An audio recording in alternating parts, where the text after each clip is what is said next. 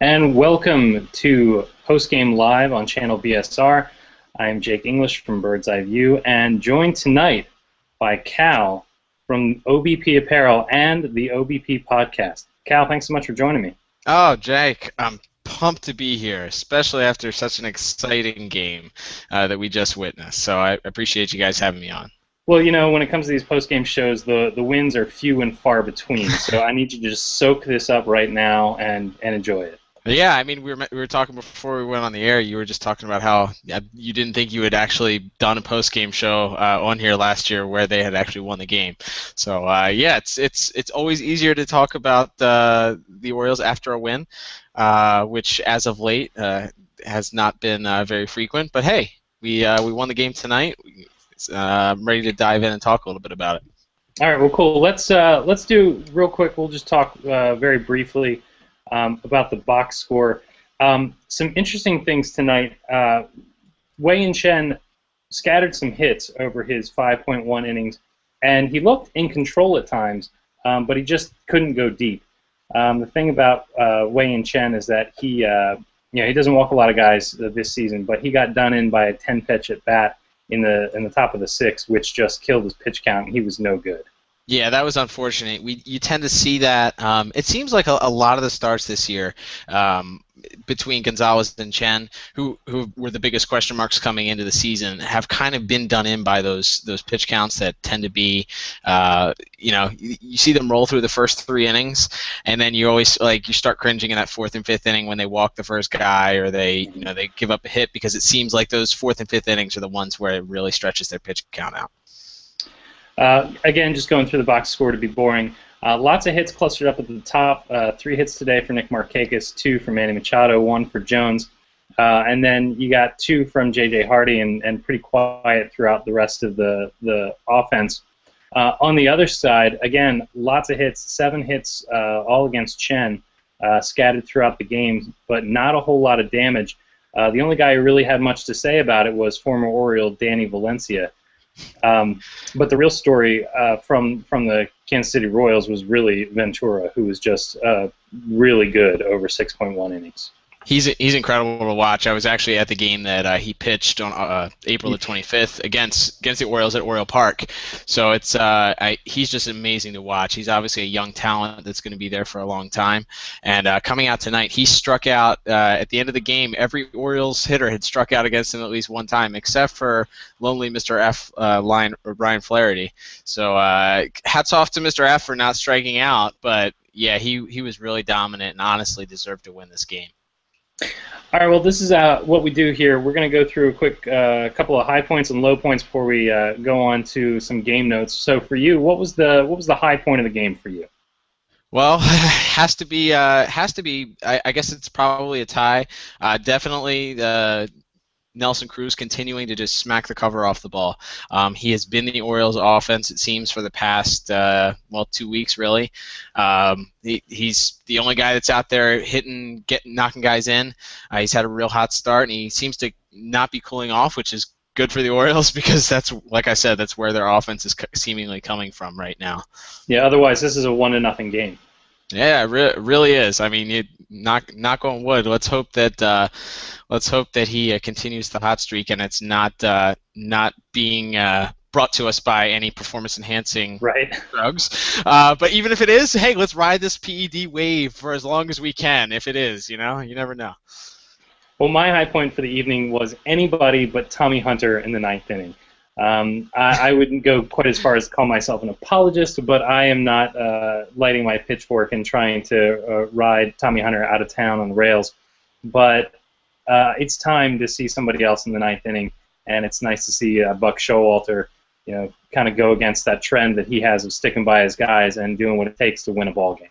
Yeah, I think starting yesterday when the media was asking Buck about his opinion on what he was going to do, is he sticking with Tommy, and he didn't exactly come out and say, well, Tommy's got the job.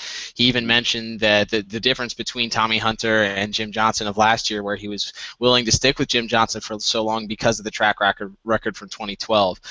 He mentioned that Tommy doesn't have that type of track record where he can go out there and say, okay, well, he's just hit a rough patch or something. So kudos to Buck, not being the guy that just continues to go to the well too many times and continue to get burned. That's a mixed metaphor right there. Yeah, great. It was great to see really the bullpen just come in and be the dominant bullpen that they've sort of been all year, with the exception of Tommy Hunter, and that's O'Day in the fifth and sixth inning, or part of the bottom part of the fifth inning there, and then the sixth inning just coming in really being lights out. He really made a lot of the Kansas City hitters look foolish out there, and then you had a conglomerate of other pitchers come in through the seventh and eighth, and then you give Zach Britton his chance to close in the ninth, and he did what he's pretty much done all year, which is get the Royals out. So it was exciting to see, and who knows, maybe we'll see Tommy Hunter again in the ninth. Like you said, I'm not ready to run him out of here. I think he's still a viable option to pitch. He just needs to kind of get in a little bit of a role here, not in that pressure situation. Yeah, and he's not a bum. I mean, he's got a starter's arsenal, but with the short stints, he can get the heat up to 96, 97. But he can also throw a devastating breaking ball when you're expecting that heat. And he also has the short memory that you need from a reliever. So, is he a closer? I don't know, but he's definitely a useful weapon in the bullpen. Absolutely. All right, what about your low point for the game? Whew. Well, I kind of already mentioned it, but that was every hitter looking foolish and striking out. I mean, like we already talked about, the offense has come from one guy, and that was Nelson Cruz.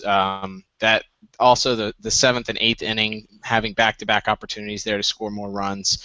I know we'll touch on that a little bit later, but that was equally frustrating. Probably a low point there. Just the offense just not being able to get anything done. Sure. My low point for the game is actually spelled Lough. The low point was that, David Lowe got the start of the night. He had the opportunity to showcase himself against the team that traded him away.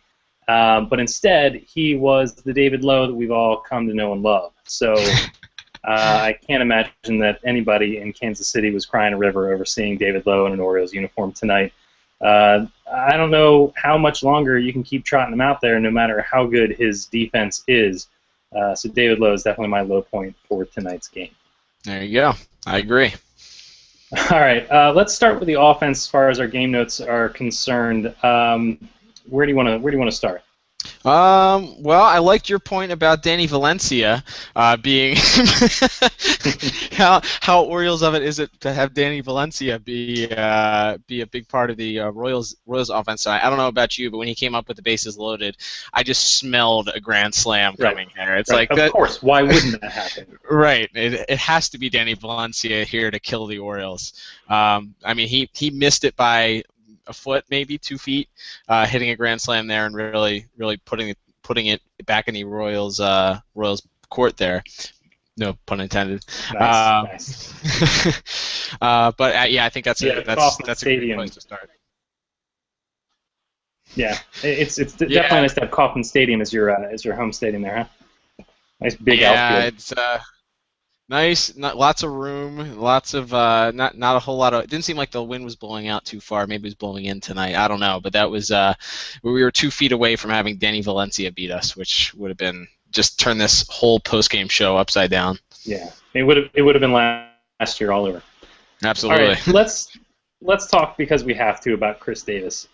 Chris Davis has turned himself into a basic non-factor at the plate, and one of the things that you had taken note of earlier in the game was a key walk that he took, but after that point, he really disappeared in a hurry. What do you think's going on with Chris Davis right now? Well, he may or may, and this is probably a controversial stance, but he's probably regressing back to the hitter that we all thought he was, or that the Rangers thought he was when he came over here. Obviously, back-to-back years of 30-plus home runs might be the player that he is, and Chris Davis is still probably going to hit 30 home runs this year. The issue that I have with Chris Davis is the fact that and this is something we've covered on the OBP podcast at obpapparel.com. This is something that my cousin Sal, who's also on the podcast, wrote a whole blog about it, and that is that people like to rip on Adam Jones about striking out, his high strikeout rate, his swinging at sliders in the dirt. How many times this year has Chris Davis come up and swung at the first two pitches and been down an 0-2 count? I feel like every single at bat that I see Chris Davis come up in, it's 0-2. Like, you might as well just give him an 0-2 count like in softball or something, where he comes up there with an 0-2 count already. It's frustrating, and it's his on-base percentage is the only thing that's seemingly adding to his value right now. I think the last time I checked it was 360 or something, because he is walking a little bit. But I just feel like he's pressing too much, and maybe it's the injury still. Maybe he's injured. I don't know. But somebody on Twitter noted that his second half stats of last year, he batted 245 or slash line at 245, 339, 515, 854 with 89 strikeouts in the second half of the season last year. So could it be Chris Davis is who we thought he is?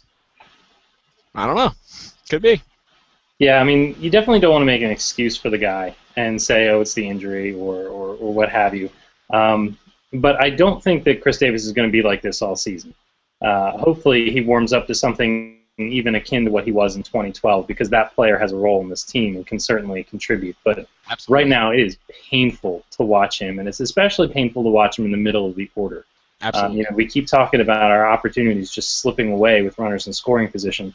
And part of that has to do with the fact that the guys that have really struggled so far, outside of Nelson Cruz, have been the guys in the middle of the order. That's right. It's been brutal. All right. We won tonight. Enough depressing talk. Let's talk about something a little more, let's talk about more depressing things. Hey, we have to nitpick a little bit.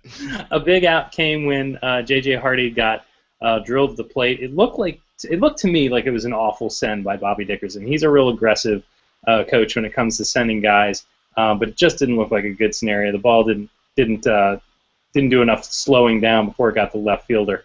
What did you think about that play? Yeah, I mean, we know Buck. Buck likes his guys, and he likes his guys to be aggressive. He likes his coaches to be aggressive. He likes aggression. So the decision there to send, I think if it's anybody else except maybe Manny Machado, I send him. But I just feel like when J.J. Hardy runs, it's like he's got a refrigerator tied to his back most of the time. It's just he's got a Matt Wieters tied to his back. He does, right? Exactly. He's got Matt Wieters carrying a refrigerator tied to his back. It's just painful to watch sometimes J.J. Hardy run, and obviously we know he's had the injury with the back already, so that feel like that probably hasn't helped the speed at all. So. Again, I mean, hindsight's 2020. There's 2 outs in the inning. You're trying to score an extra insurance run there. So yeah, you could nitpick at that. You could say, I think, like I said, if it's anybody else, I would have been okay with sending him. JJ, I have enough issues with JJ as it is. I'll just let that one slide at this point. All right. Well, we've beaten offense into the ground. Let's talk a little bit about the defense tonight. What do you have as far as the things that stuck out to you defensively? Man, defense, lots of Chen played the mound pretty well while he was out there. A couple grounders back to him that he was able to, and that's something that I think it gets underrated, is the pitcher being able to field his position a little bit. So Chen made a couple of stops on a couple of those ground balls in the early innings. What about you? I know you had probably more defensive. Well, I have a confession to make, if that's okay. Sure. I actually listened to the first several innings on the radio rather than on TV. Switched over at about the 5th, so I didn't see any replays of the ball that bounced off of Jones's glove in center. But as soon as it happened, I thought, "Oh God, we're gonna have to hear about this again." Jones is not a Gold Glove defender or whatever. It's as soon as something happens with him defensively, it is just front page news, and people won't shut up about it. But it didn't come back to bite us, so thank goodness we didn't have to deal with that. The one of the things that I looked at tonight, yes, Chen played his position well tonight, as did Darren O'Day. He got a comebacker and looked nice off the mound. But Manny Machado ranged to his left into the hole in the 7th inning and spun around and gunned a guy out, and it was vintage Manny Machado. And that's, we keep waiting for these things to happen, and eventually that last thing is going to be getting over the Mendoza line. But he really looked good defensively tonight with that play. Yeah, I agree with you. I think that's been the one part of his game that obviously that has looked mid-season form with that. You know, people are going to continue to complain about Manny. I saw people complaining on Masson today about, he's no good. He was just a flash in the pan. It's like, give the guy a break. This is basically his spring training. He didn't play any spring training games. He played what? 4 games in the minors. Mm-hmm. I mean, cut the guy some slack. So it is good to see, though, that he's in midseason form as when it comes to defense. He made a couple good plays this past homestand as well. So it's good to see that Manny's back in good form. And if he is like 90% or 85% of what he was defensively in 2013 for the rest of his career, isn't that still something to be celebrated? I think that's better than what we had at Scope at third. I mean, Right. Scope at third, Flaherty at third. I think, and probably like a 60% Machado is better than 100% Scope, Flaherty, Lombardozzi platoon at third base. Yep, bingo. All right, let's move on to what we saw from the pitching so far tonight. Let's start with the Kansas City starter Ventura. He was ridiculous.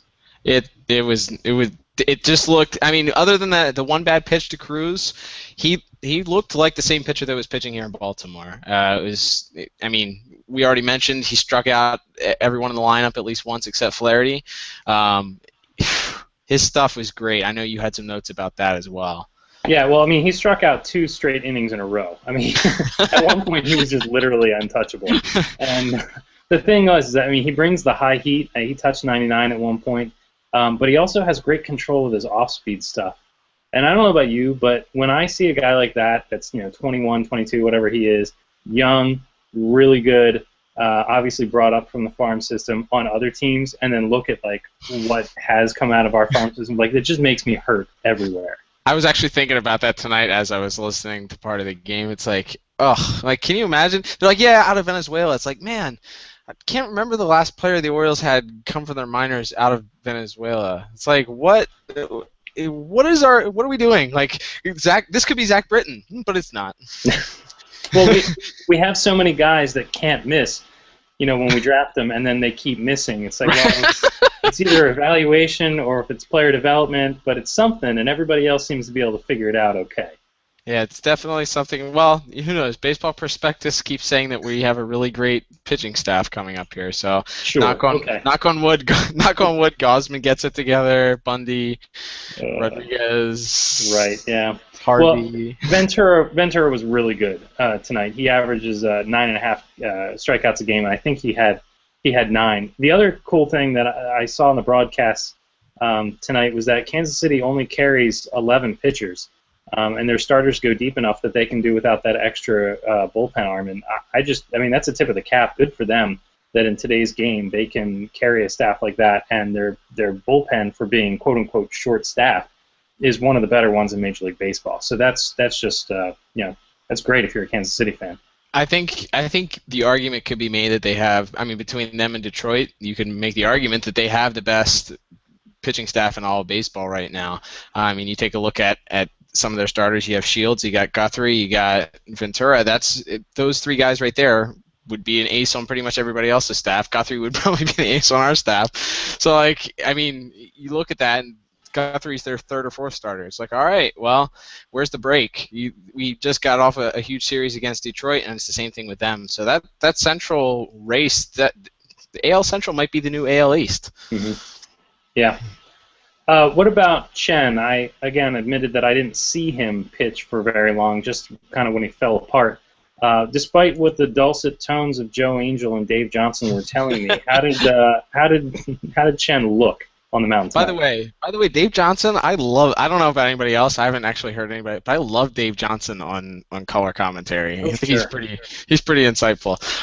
No, but from what I saw and heard as well, Chen looked, like we said, he cruised kind of through those first few innings. I think at one point he had allowed 1 hit through 3 innings, and the rest of them had been ground ball out. So the good news is he's not not allowing a lot of fly balls, because we know when that happens, he tends to give up the long ball, and it's a long night for weigh in. So, like we said, that one at bat seemed to do him in when he reached his pitch count there.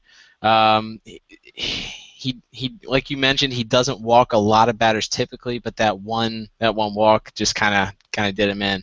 He did have a lot of ground ball outs, which is something you want, especially let your when you have the best defense in baseball, let your defense field the ball. Sure. I just hope that he's able to push a little bit deeper into games. Again, we won. The bullpen was able to come in and close it down, so I don't want to sound like I'm beating the guy up too bad, but it'd be awfully nice to see a little bit more than 5 1/3 innings out of him. Agreed. All right. I talked about the bullpen a little bit. Let's go there. We saw who? We saw Darren O'Day.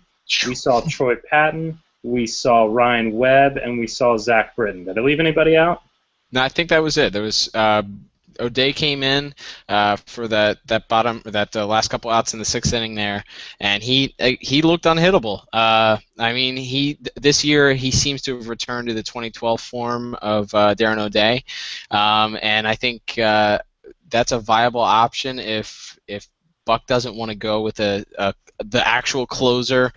He doesn't want to name somebody the closer. You have that option at Darren O'Day coming in there. He's not a hard thrower, but you have that deception with the arm angle, of course. So I think he showed tonight also multiple innings. Buck doesn't usually like his relievers to go multiple innings, but you saw that tonight he wasn't afraid to use them for the 6th and the 7th. So Darren O'Day looked as good as he has all year.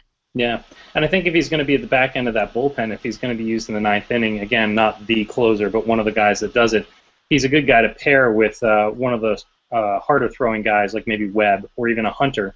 So if he's the bridge to one of those guys, the bridge to get to Darren O'Day, it's very deceptive for the hitters having to deal with both extremes. Absolutely. I think Ryan Webb has really turned it on lately. He looked really good in his last appearance, and he looked good again tonight. He's showing me everything I hoped we'd see when we signed him. He looks a little more comfortable. I feel like those first couple of outings, he seemed to be really pushing a lot. I don't know if it's new team trying to impress fans, coaches, whatever. But he really has. I agree. I think he has settled in a little bit to his role. And looks a lot more comfortable. And we were promised a pitcher similar to Jim Johnson, which with the sinker ball. And he got a bunch of ground ball outs, or one or two ground ball outs tonight. So that's the good news. For a while there, we were getting too close a facsimile to Jim Johnson, but he seems to have moved past that. Yes, thankfully. All right. Well, let's start wrapping things up here. Next thing we do is we take basically your bottom line takeaway from tonight's game. So what do you have from what you saw this evening from the Orioles and the Royals?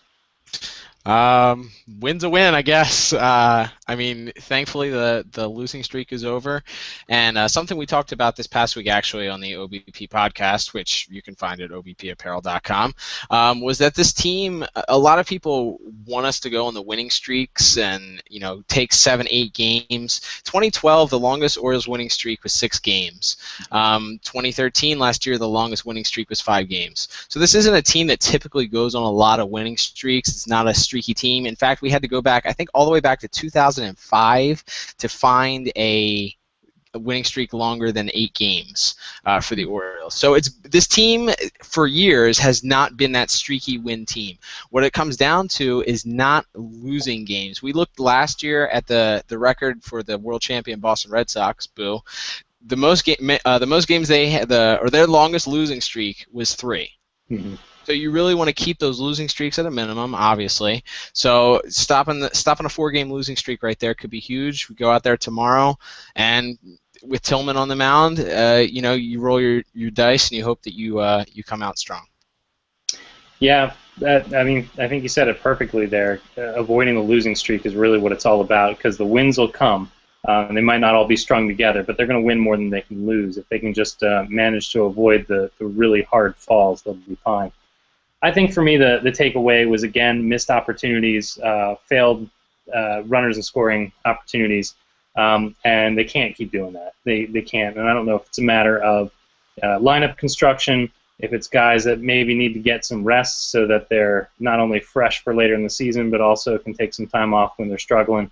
Whatever the case is, we've got to do something in order to be able to score some runs, because you can't expect perfection from this particular pitching staff.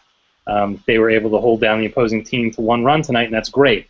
But it's not going to be enough most nights of the week. So the offense has really got to get it going. They won tonight. I'm glad to see it. Sometimes you get pitchers' duels, but a little too close for my comfort. Agreed. All right, tomorrow night we get Tillman versus Guthrie.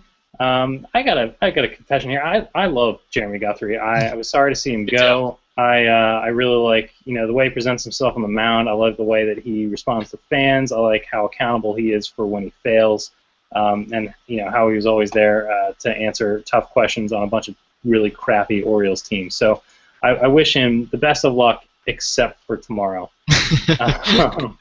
And then Tillman on the other side, I think needs to have a really good and quick start in those first 2 innings before things get away from him. Agreed. Yeah, those last 3 starts that Tillman's had, Mother's Day, the nightmare against the Pirates, and then the previous start against Toronto. You're right. He really got off to a slow start in those games and really affected how deep he was able to go. Really ineffective Sunday against a really bad Houston Astros team, and then against a not really good Pirates team, not really being able to make it deep in that game either. I think the other thing that we talked about pretty much all night is players not named Nelson Cruz need to go to the airport and find their bats, because like you mentioned, you can't expect to win games 2-1 every night. Jones is starting to hit a little bit, which is encouraging, but he's hitting a lot of singles. So you really want to see that power bat come alive from him, especially if Davis really isn't hitting right now. So really you want to see those. A lot of the fans complain about guys like Flaherty and Clevenger and the shortstops and stuff not hitting, Scope not hitting. But those guys really aren't the ones being paid to do that. So you really want that heart of the order to get in there and start hitting a little bit. Absolutely. Well, Cal, thank you so much for joining me tonight. I really appreciate it. Why don't you tell people, where can they find your amazing shirts? And beyond that, where can they listen to your voice in your podcast? Oh, thanks. I appreciate it, Jake. I appreciate you guys having me on tonight. You guys can check out obpapparel.com. That's the one-stop shop there. You got the shirts on that site. We've got the Elite Podcast Network up there that's got multiple podcasts, including the OBP podcast on there, where you can hear myself, Joe Pa, and Sal on a weekly basis. We're up there talking Baltimore sports. And, of course, Baltimore's best sports gear is also there at obpapparel.com. We got unique stuff that you can't find anywhere else, so go take a look. Well, if you wait about 2 years, you can see it at the stadium, but that's not very good point. Yeah, no comment. All right, thanks, Cal. Again, thanks so much for doing this. We really appreciate it. That's going to wrap us here on Post Game Live from BSR. And, hey, O's win 2-1. Adieu, adieu.